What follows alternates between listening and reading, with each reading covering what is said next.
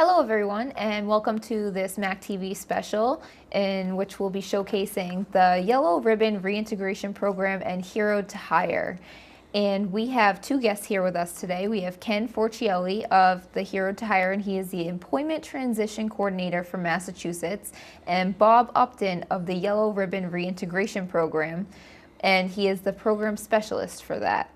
So welcome, and thank you for coming to the Waltham studios. Thank you.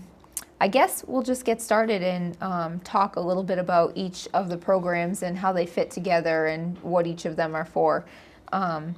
So I think I want to start with Bob on this one. If you can give me a little background on what exactly the Yellow Ribbon Reintegration Program is, because I know that's sort of the parent idea of the Hero to Hire. It's a program of that, right? I would say that's probably a good way to describe it. Thank you very much. The Yellow Ribbon Program is actually a program that was enacted by law in 2008. And it's a program that was created to support National Guard and Army Reserve and Reserve Component service members and their families during the period of deployments and pre-deployments. And in the reintegration phase, when they come back home from those deployments, we offer support to them as well. I personally cover the three-state area of Massachusetts, Rhode Island, and Connecticut for the 7 branches of the service. Each branch of the service conducts the Yellow Ribbon Program itself in its own way, but they do meet the targets and needs of all the service members and their families through the program. Great, and that's not to be confused with the Yellow Ribbon Education Program, which is something separate, a separate entity, but the reintegration is more about getting people back into their lifestyle once they get back and support while they're deployed and things like that. That's correct. Yep. Excellent. And so that is how you work with Ken, who is part of the Hero to Hire program, which is a subsection, or how would you describe Hero to Hire to someone who's interested in it? Hero to Hire is basically a job search program for members of the armed forces. That's its primary purpose, is to help unemployed and underemployed members of the Guard and Reserve find employment with the hundreds and hundreds of employers that have signed up across Massachusetts and across the United States. The program was launched in 2011. In 2012, Employment Transition Coordinators were hired for each of the states, so there's one in all 50 states and the territories. There are about 56 ETCs, as we refer to them. And we basically are the people on the ground here to support the servicemen and women who are looking for employment. And not only is the program open to Guard and Reserve personnel, but it's also open to veterans, military retirees, spouses, and also family members. Excellent. And I'm not sure who would really want to answer this question, but maybe you can highlight how you guys work together to help people. I'd be glad to try. I'd say that the Yellow Ribbon Program and the Hero to Hire program are both Department of Defense programs. We both work under the Office of Secretary of Defense. Both of these programs, to include the employer support and the Guard and the Reserve and military family programs, each of those separate areas, we all kind of work in concert and together to provide the services that each of us do.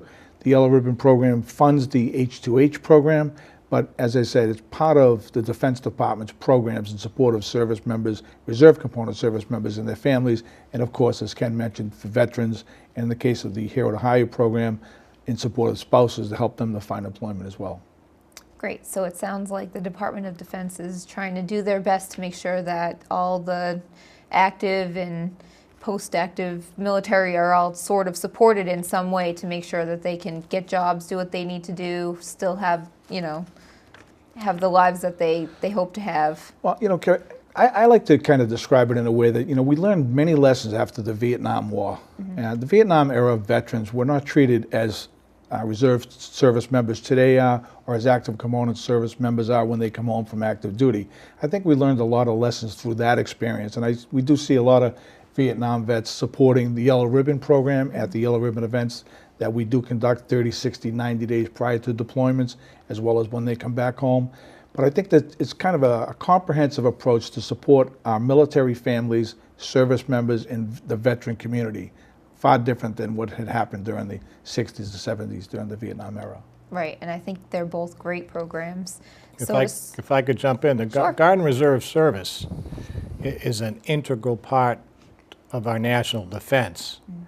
If you had to talk in terms of statistically, what percentage do the Guard and Reserve folks do they perform in terms of the national or the international military program?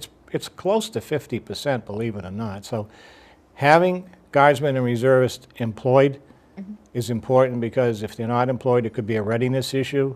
And because we depend so much on the Guard and Reserve, having them employed is really an important process. And I should also mention, you both are former reservists or retired reservists, is that? That's Yes, correct. I'm a retired Master Sergeant. I served with the Mass Army National Guard. I'm also a veteran. I was an Army recruiter while I was recruiting for the Mass Army National Guard. Ken has his own service. I've retired with 28 years military service, and Ken has a significant amount of time as well.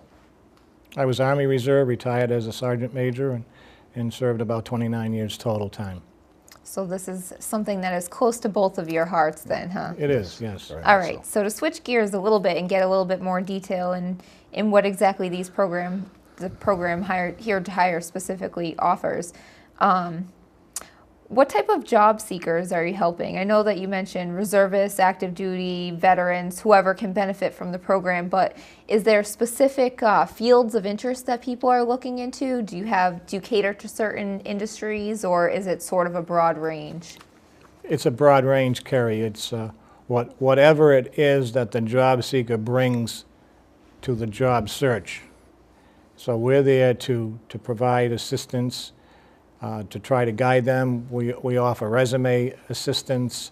If they go to the website, there are any number of resources that are there that will help them prepare for interviews and prepare cover letters and just be in the best place possible to present themselves in the most positive way to an employer. So it's really anyone who's looking and who meets the criteria to participate. If I could add to that, Sure. the H2H.jobs website portal is a very robust site. It's a site where service members or their spouses can go in, register at the site, and they can even search for jobs by military occupational skill. It has a skills translator within the search capability, or they can search for jobs by keywords. And as Ken said, it's not limited to any one particular field or even two or three. Service Guard and Reserve service members work in all fields, all types of career fields, and there are many types of jobs that are out there that are available to them. And I think that this particular website offers veterans and Guard and Reserve personnel and their families a great opportunity to find a job. So it sounds like active and former military personnel, really anyone can benefit from this as long as they fall under some sort of military personnel in terms of finding a job through this as a resource. And on top of that, because it's such a wide range, that must mean that you work with a significant amount of employers. And how do you seek out those employers? How do they find out about this program to become part of it and offer those referrals or get the referrals from you guys? Some employers have heard about us or have done some research, gone online because they're interested in hiring veterans. Because they value the values that veterans bring to the workplace, their skill sets, their sense of honor, their dependability, all the things that separate military service from those who don't serve in the military. So there are employers who are looking every day to hire veterans. We attend any number of career fairs, and when I'm at a career fair with different employers, I make a point of seeking out the employers, provide them some printed materials about the program, and invite them to participate. There's no cost for an employer to sign up, there's no cost for a service member as well. In Massachusetts right now, we have something over 300 employers that are signed on to the program. Nationally, it's probably closer to 18,000. Wow. That's a great number. That means a lot of people are, trying to help people get these jobs and fit them in the right place where they need to be. With that, I know you mentioned career fairs. And a couple things that I saw when I was doing a little bit of research on this, there's virtual career fairs, live hiring events, and as well as the online job searches and things like that. Maybe you can give me a little insight about what a virtual career fair is and a live one, so that people who are interested in this might be able to seek those opportunities within the program. Let me start with live career fair. Sure. A live hiring event, I think, is the term they use. That's basically what we call a job fair. Right. And through the Hero to Hired program, we are in collaboration with the Chamber of Commerce that offers employment or career fairs across the nation. You could actually go to the Chamber of Commerce website and you could click on events, and it would tell you where there is a Hiring Our Hero, not to confuse Hero to Hired. The Hiring Our Hero events are scheduled all over the United States, and that's a great resource for folks who are looking. That's a live event. Locally, all the career centers in Massachusetts, each career center generally has 1 or 2 job fairs a year that they put on, and it's usually with employers from the local area. For example, Worcester has one, the Workforce Central Career Center in Worcester has one in November. That is very well attended, and that should get a lot of interest from job seekers and employers. So those are the live events. The virtual events, basically, they're online. A job seeker can register. There's no cost to participate. There may be for the employer, but not for the job seeker. So it's an online event. They can participate from the comfort of their own home. There are chat rooms. There's an opportunity to email and to just engage with the employers during the course of the virtual career fair. They're very popular, and it's probably something that we'll see more of in the future. It sounds like there's a great deal of networking opportunity within this program too, which is very valuable, because maybe someone doesn't, necessarily get a job or get what they need, find a specific job, but, just getting out there and talking to certain people, and this person knows this person and so on. So it really is very important for networking, and it sounds like those career fairs and the virtual and live events are sort of along those lines. And Bob just recently put together an event that we all participated in. These were networking events. There was one in Seekonk and one in Boston, where we brought together a number of employers from both of the areas, along with job seekers. And so we were able to bring the employer and the job seeker together, and in this informal environment where they had an opportunity to engage with one another. So that's another event that's out there, and that was quite nicely done.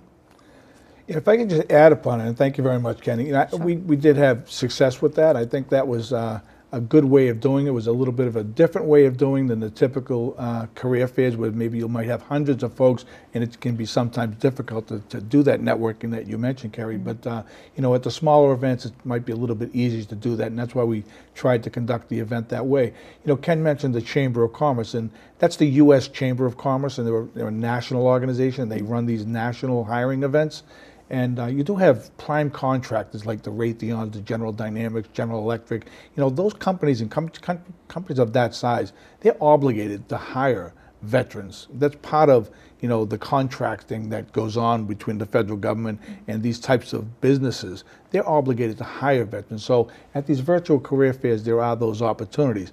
But I'm also a member of the local Chamber of Commerce, and we have multi-chamber networking events for the local communities, and that's really a very nice way to hire a local reserve component service member or spouse that's living in the same community where their local Chamber of Commerce member is. So we try to encourage that type of engagement as well. So there are many different ways that we get the word out and try to help our service members and spouses to find employment.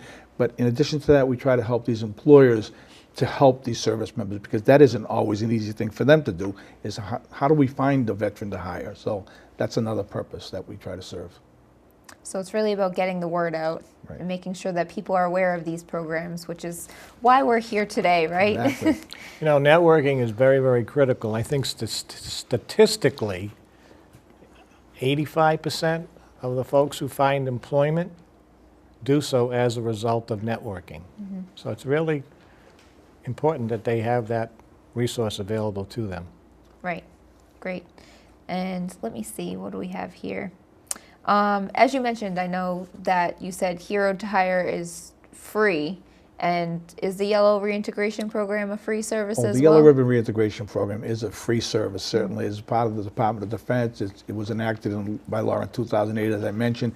Each one of the branches of the military, the reserve component service members, by law, they need to conduct the program. The Navy might do it a little bit differently than the Coast Guard or different from the National Guard or the Air Guard, but they all meet the same requirements. They make the services available to the service members and their families in the pre-deployment phase, in the mid-deployment phase when service members are out serving, and then in the reintegration phase. All these services are made available to help the service members prepare to go and while they're away and then when they come back home.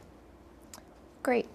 And I know you mentioned during the deployment, which kind of sparked something in my mind. I'm not sure if this is something that's part of that, but if there is a spouse that's still here while someone is out on active duty, do you assist them with job seeking in that form as well? Spouses can register at the site. They need their military spouse, of course, to sponsor them. But yes, I've worked with spouses whose husband or wife, whatever the case, and I worked with both men and women who had a military spouse. So yes, they can utilize the resources just as anyone else who's signed up for the program. Great. And do you have a favorite success story or anything of that nature that you think really exemplifies how the programs have worked? Well, I can tell you about a case that happened just within the last week or so. A service member saw a job flyer that I had forwarded about an employer that was looking to hire veterans. And he responded back that he applied for the position, but he also said he had applied for that company once before and never heard back from them. So I said, would you like me to reach out? And he said, sure. So I did. I sent an email to the recruiter who then contacted him. And the short story is he was hired. And so I think that was a quick turnaround. He was very happy about it. Another one was a young fellow who's an Army National Guard soldier who was going to college. He was looking for a part-time job to supplement his income while he's in school. And I was able to reach out to another recruiter who was able to find him work near where he goes to school. So that was a success story also. There are many others, but those are two that come to mind. Yeah, those are great examples. And, you know, it's something like that sometimes when you're applying to a big company, you can kind of get lost in the mix of candidates. You know, it may not be obvious to someone who's just reviewing the criteria. And if you can just be like, hey, you've got this candidate who I think is a really great fit, just be an advocate for them. And I feel like that's sort of what you guys are also here for, is to be an advocate for these people who are searching for jobs and trying to, you know, good point. Get a job. That is exactly what we are, advocates for service members and their spouses that need this type of assistance. And it's great to be able to make that happen. And Ken does that all the time in the work that he does. I oftentimes have that ability to come across people that may need some type of help. As a matter of fact, just one day last week, I came across an employee that was looking for a hazardous materials trained person. And you know, you don't often find that out in the street, just someone applying for a job. But you know, we do have our contacts in the military, and there are a number of military people that do have hazardous materials training, and they are looking for employment. So, you know, that's just try to help out wherever you can and be available when those opportunities present themselves to help out. And that's what we try to do. Excellent.